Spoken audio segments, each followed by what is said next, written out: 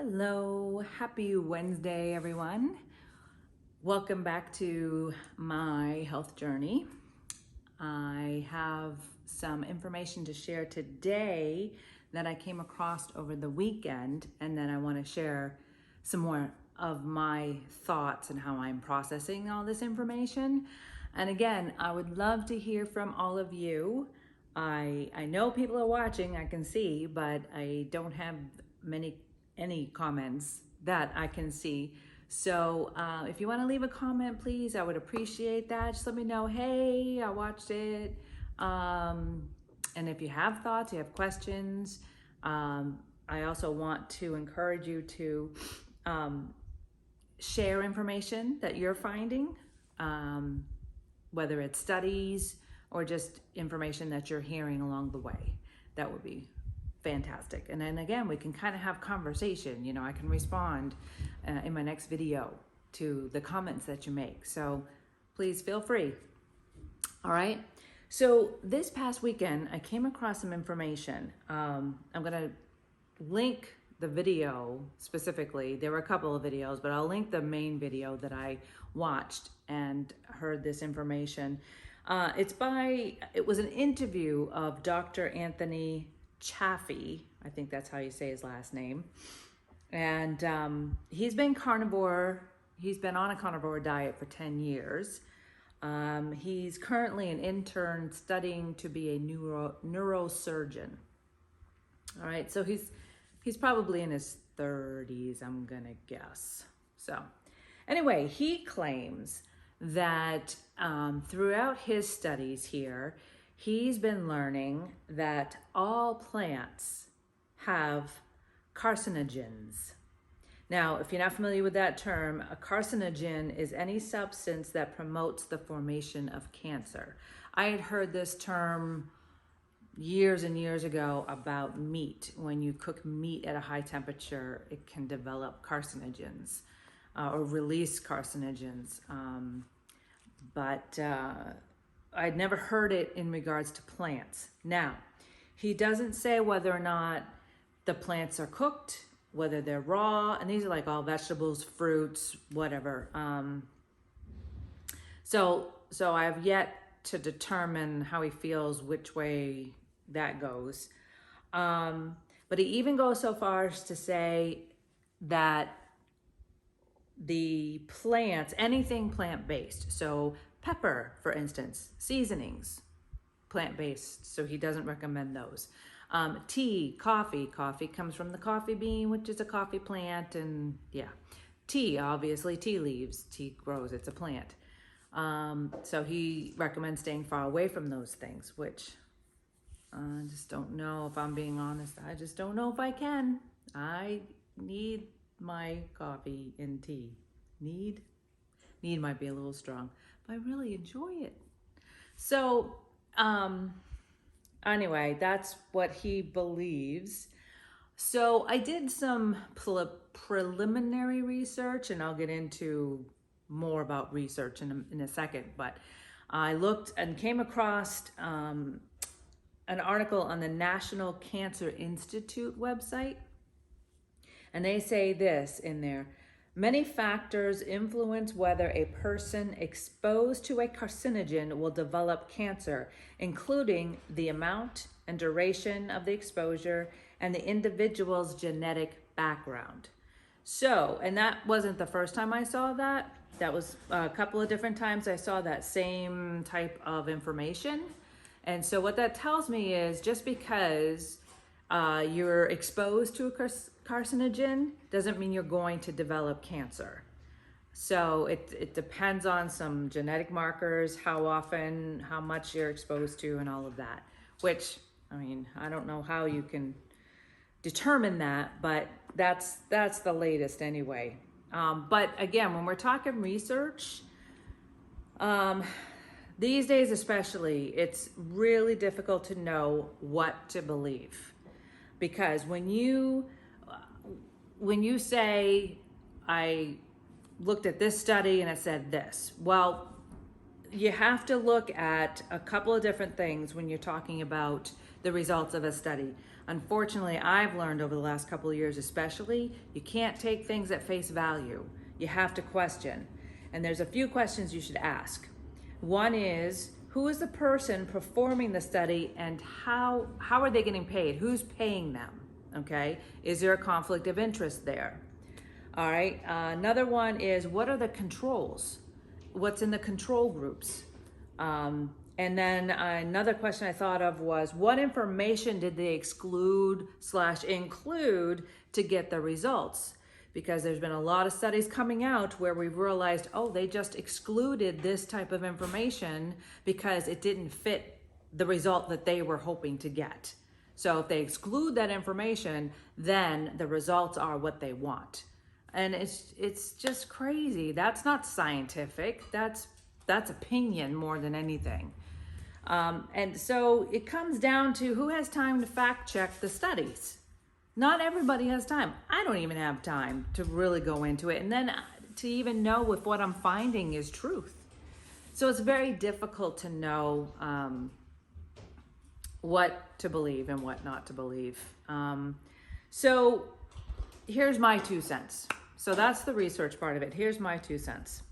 Whenever I come across some new information, I try to remember, number one, hold it up against the information I've already received and determine how it stacks up. All right.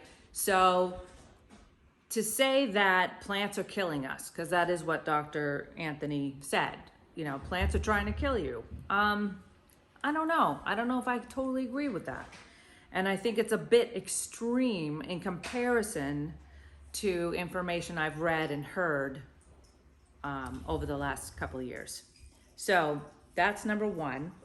Number two, I hold it up against my beliefs and experience. Okay. So, I mean, yeah, you have to kind of weigh the whole thing out to determine what. Also, I try to remember that one size does not fit all. We have seen over the last couple of years a real ramp up in our healthcare system of a one size fits all approach to our health. And it just is not working. And it's very, very sad to see, actually. So I think that even those that practice and promote keto and carnivore diets can get trapped into that mindset. I believe plant-based diets work for some, keto diets and carnivore diets work for others, and this needs to be okay. For the simple reason of what I said about research. I mean, it's really, really difficult for us, the average person, and then I don't even know that the doctors have enough time to really look at all the latest research and then have to delve into the minutia to figure out, is it a reliable study or not? However, I will say this.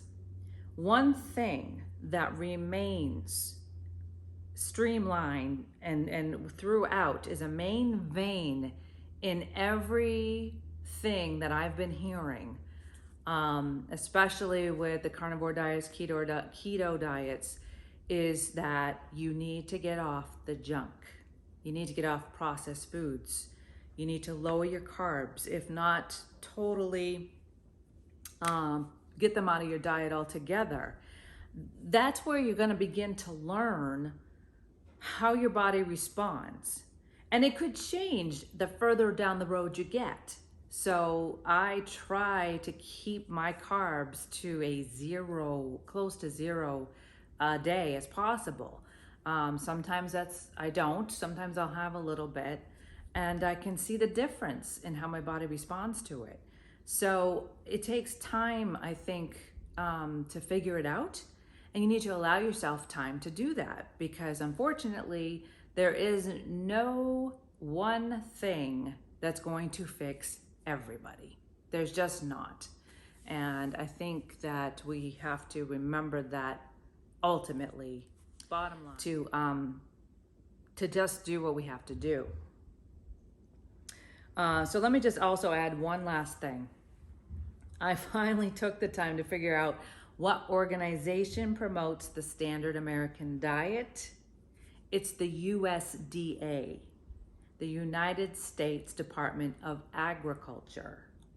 Now, think about that logically for a minute, okay? Our diet, what we eat, affects our health tremendously. And yet, it's not a healthcare organization. It's not a doctor's organization. It's not a medical organization. It's the U.S. Department of Agriculture.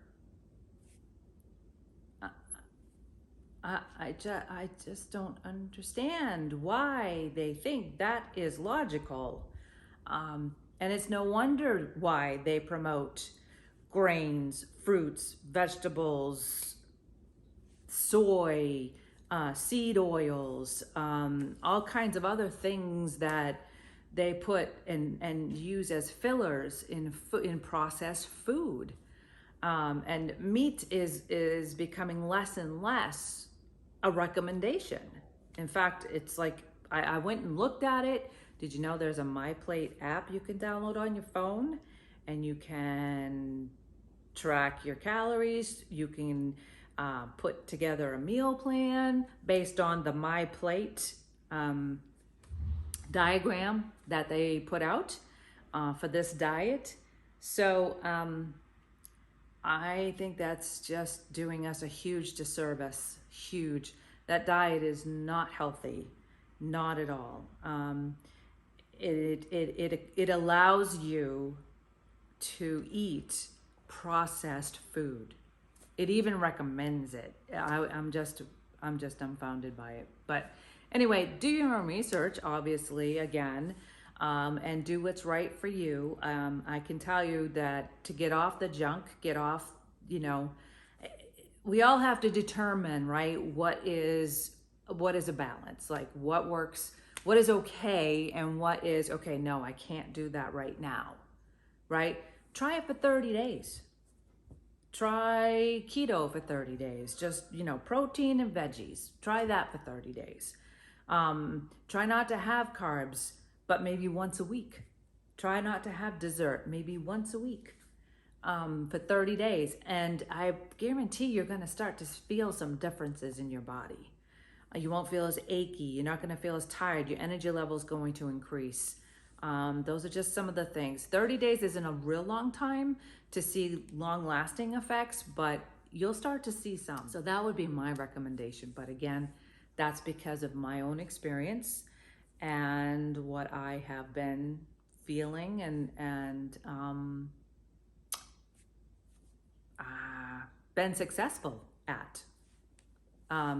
So I guess that's always a good thing. Frustrating on one hand because there's no, there is no one size fits all. That would be great. My husband's always saying if they could just come up with a pill, right? You take your individual, whatever, DNA, figure out how your body reacts to things, and say, okay, and develop this pill that says, here you go, you just take this and you're going to be at the optimum weight, the optimum energy, and the optimum health overall.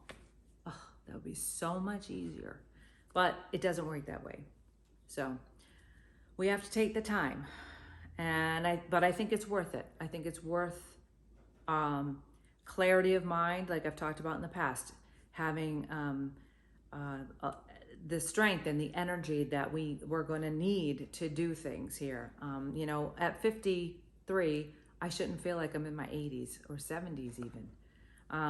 I should still feel pretty strong and energetic and have clarity of mind.